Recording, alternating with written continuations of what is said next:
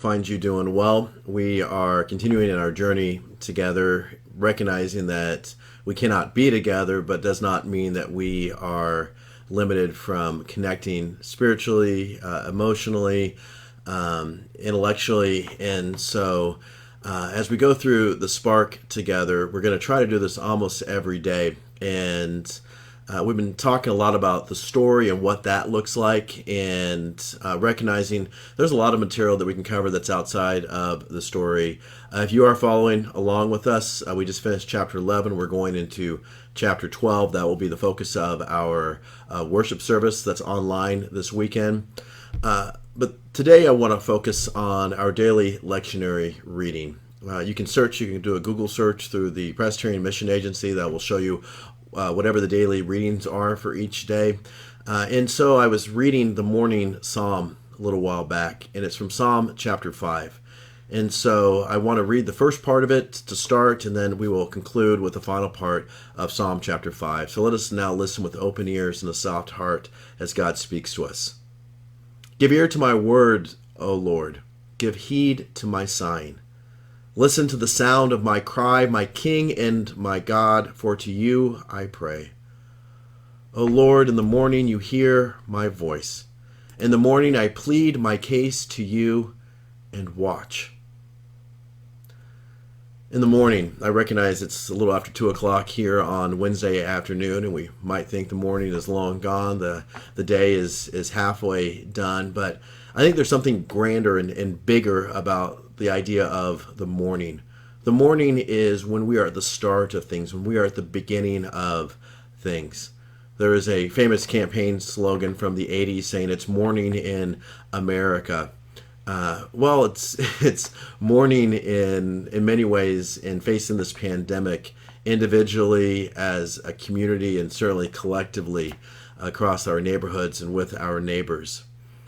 But in the morning, I cry out to you, O God. In the morning, I plead my case with you. If it has not sunk in yet, this is clearly a long haul. If it has not sunk in yet, there is a lot of angst and anxiety and worry about how will this look like. You know, we are told again and again, it's one day at a time. We don't know when the end will be. It's simply to get through this day, to survive each day. But more than that, what my encouragement is to you is, how do we thrive each day? How do we live each day to the fullest, even as we are not allowed to do the full extent of everything we want to do? In the morning, we trust that God hears us, the psalmist says. In the morning, the psalmist comes to God and he watches. Now, waiting is one thing and watching is something else entirely. To wait means that we might just plop down on the couch and we start streaming Netflix. That's fine, but that will run its course, even with the endless supply of streaming material that is out there. Sometimes we will wait in bed and it's hard. Today might be one of those days, or a day in the future, where it's difficult even simply to get out of bed. But that is to wait, and that is to be passive. But the psalmist says, I'm going to watch. I'm going to watch. I'm going to be active. Now, this is at the core of the liturgical season, the calendar we follow in the church. Most of the year is called ordinary time, and ordinary time is fine. There's a lot of wonderful things that are there, but there are two times in our church calendar, once in December and once in the late winter, early spring, where we are called to wait and to watch. In December, we call that time Advent, and Advent's getting ready for Christmas. We are actively waiting and watching. As the days get shorter, the nights get longer, we light candles in expectation, in hope, and in joy, and in love that our watching will be fulfilled in the promise of Christmas. In Lent, we too wait and we watch. This is why I encourage you, if you are doing Lenten disciplines, don't give them up. I saw somebody online the other day post something that was particularly interesting to me. He said that, I never expected I would be giving up this much for Lent. I never expected that I would give up this much for Lent. And it feels like we've all given up so much for Lent recently. But if you are doing a Lenten discipline, stay after it. Keep working at it. That's important because we wait and we watch because there's expectation.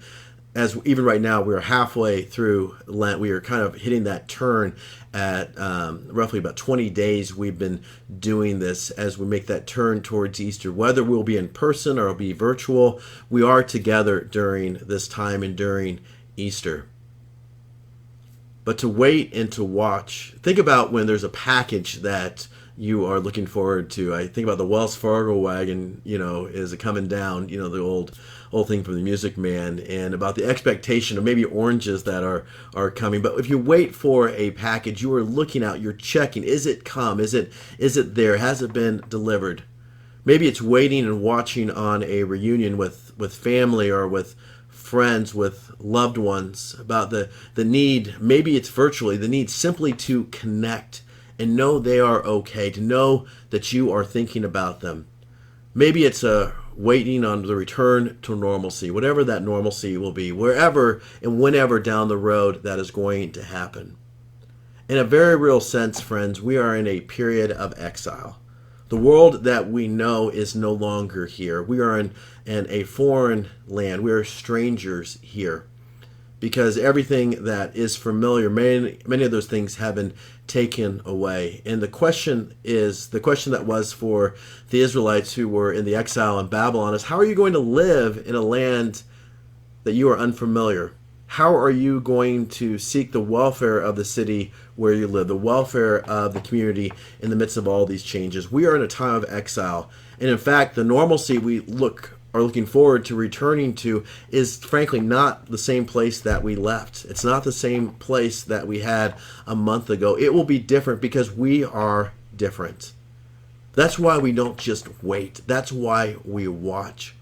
And as I was working on this, I was thinking about Jesus in Matthew 24 and Matthew 25. And Jesus talks about what it means to wait faithfully. Jesus tells a number of parables, and this parable is called the parable of the 10 bridesmaids. Maybe you've heard this before. Maybe in your translation, it's called the parable of the 10 virgins. And Jesus says, the kingdom of heaven will be like this. 10 bridesmaids took out their lamps and went to meet the bridegroom. There is a procession, and so obviously they're waiting for him. 5 of them were foolish, 5 of them were wise. When the foolish took their lamps, they took no oil with them, but the wise took extra flask of oil with their lamps. And the bridegroom was delayed. The bridegroom didn't show up when they thought. It was longer than they expected. And all of them became drowsy and they slept. There's some debate over what it means to sleep, to actually fall asleep, to rest. Does it mean to pass away? That's a question for another day. But they all 10 fall asleep. But at midnight there was a shout, look, here is the bridegroom, come out to meet him. And then all the bridesmaids, they got up and they trimmed their lamps. It seems that they are all ready, but the foolish say to the wise, give us some of your oil, for our lamps are about to go out. But the wise replied, no, there will not be enough for you and for us. You had better go to the dealers and buy some for yourselves. And while they went to buy it, the bridegroom came, and those who were ready went with him into the wedding banquet, and the door was shut. Later the other bridesmaids came, saying, Lord, open it to us. But he replied, truly I tell you, I do not know you. Keep awake, therefore, for you know neither the day nor the hour. In this time of the question that's always around us, are we prepared enough? Are we stocked enough? Do we have enough staples, enough meat, vegetables, rice, beans, pasta, whatever it is, milk and eggs? Do we have enough? What I want you to focus on is check your oil. Check the oil. Check the oil of your spirit. Take that dipstick out and see, looking at it, do you have enough? Do you have enough? And this is really what God wants us to be, not those who just wait, but those who watch with their lights burning, with their lamps lit. Make sure that we don't know when the time will come, the conclusion of this. But we have to keep our lamps trimmed and burning. We close with hymn number 350 in our Glory to God hymnal. Perhaps you know this hymn. Perhaps you can look it up on YouTube later. But it's an old African-American spiritual that says, keep your lamps trimmed and burning, keep your lamps trimmed and burning, keep your lamps trimmed and burning, for the time is drawing nigh. Sisters, don't grow weary. Brothers, don't grow weary. Children, don't grow weary, for the time is drawing nigh. The final part of Psalm chapter 5. But let all who take refuge in you, O Lord, rejoice. Let them ever sing for joy. Spread your protection over them, so that those who love your name may exult in you. For you bless the righteous, O Lord. You cover them with favor as with a shield. Let us not, on this Wednesday or during this uncertain time, simply grin and bear it. May we sing and bear it. And when we sing for joy, trust that our light, our oil, our lamps will be full and burning bright. And trusting also that the God of all creation is with us even as we are apart. For God will bless the righteous, and God will cover us with favor as with a shield. May your light burn. May you hold it high for someone else this week. May you check up on those who are poor and vulnerable. Even in the midst of so much fear, may you trust in the Lord. Be honest with our fear, but also trust that you can turn it over to God and trust that God will cover us as with a shield. I'm going to jump through the comments really quick and see where we're at, see if I can answer anything. It's wonderful to see some names from here in Baldwin and some folks who are further away. So a question was about, are we prepared enough? And the part of this is just trusting. Part of this is the question of what we get, when we get it. We went on Monday, Sarah and I did, to Walmart, and that was a very disheartening experience. This morning I had to get a few things and decided to go to Aldi, and it worked out. Be careful with the time that you spend out.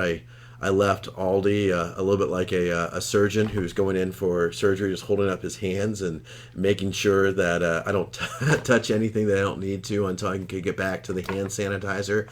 But the question of are we prepared with enough things?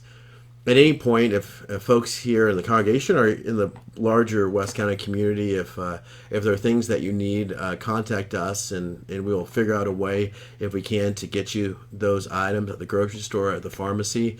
The question really we're dealing with is emotional and spiritual help, and the question is, how do we have enough? And I think that goes back to the go beyond waiting, but also to watching as well. To be prepared without hoarding, where is the line? And I don't know where that is. It is simply, it's the question, I guess, for all of us. It's the question of non-perishables. I know that we are stocked with lots of beans and lots of oatmeal, and so things go from bad to worse. I guess that's where we'll be at. But in order to survive and may perhaps not thrive as much as we'd like. So, but also make sure to keep us abreast of prayers and of prayer concerns, and we will lift those up as the people of God. Again, we're going to try to do this every day, and I encourage you, if you have questions or just things you'd like me to address, I am more than happy to talk with you, more than happy to pray with you. I know Pastor MP feels the same way. And so however we can stay connected virtually, we're going to do our best, and whatever we need to do for you to help out, we will work on that as well. May God bless you this week.